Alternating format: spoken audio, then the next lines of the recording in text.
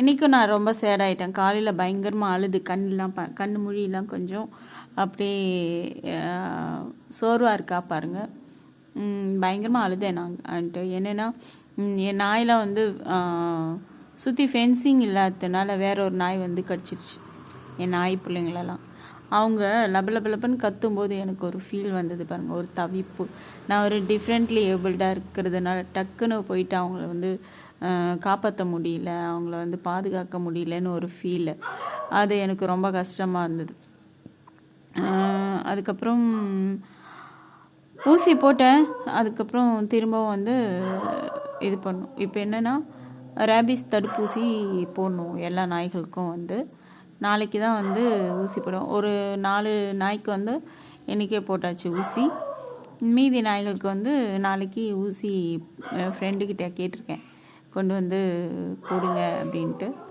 ஒருவேளை அவர் இன்ஜெக்ஷன் எடுத்துன்னு வந்து கொடுத்தாருன்னா கூட எங்கள் வேற ஒருத்தர் வச்சு கூட நான் ஊசி போட்டுப்பேன். இல்லைன்னா அவரே கூட போடுவார். அவர் ஊசி போடுவார் அடிக்கடி வந்து.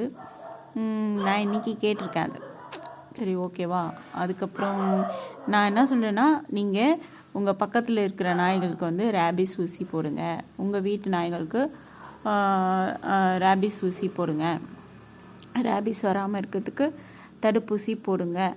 அதுக்கப்புறம் உங்களுக்கு பார்வோ, கெனைன் டிஸ்டம்பர் இதெல்லாம் வராமல் இருக்கிறதுக்கு கூட நீங்கள் ஊசி போடுங்க. அதுக்கப்புறமா வந்து குடற்புழு நீக்கம் பண்ணுங்க. சரியா? இதெல்லாம் பண்ணுங்கள். அதுக்கப்புறம் தெரு நாய்களுக்கு வந்து ஏதாச்சும் ஒரு பாத்திரம் வச்சு அதில் வந்து கெட்டு போகிறதுக்கு முன்னாடி இருக்கிற அந்த சாதத்தை வந்து கொடுத்துருங்க. சரியா? உங்களுக்கு மீந்துருச்சு நாளைக்கு எடுத்து கொட்டிக்கலாம் அந்த மாதிரி நினைக்காம உடனே எடுத்து ஒரு வெளியில் கொட்டினீங்கன்னா எந்த ஜீவனுக்கு பசிக்குதோ அந்த ஜீவன் வந்து அதை சாப்பிட்ரும். அது தெருநாயாக இருக்கலாம், குருவியாக இருக்கலாம், காக்காவாக இருக்கலாம், அது ஏதாவாக கூட இருக்கலாம். சரியா? ஏதோ ஒன்று சாப்பிடும். எல்லா ஜீவன்களும் வந்து வாழ பிறந்தது தான்.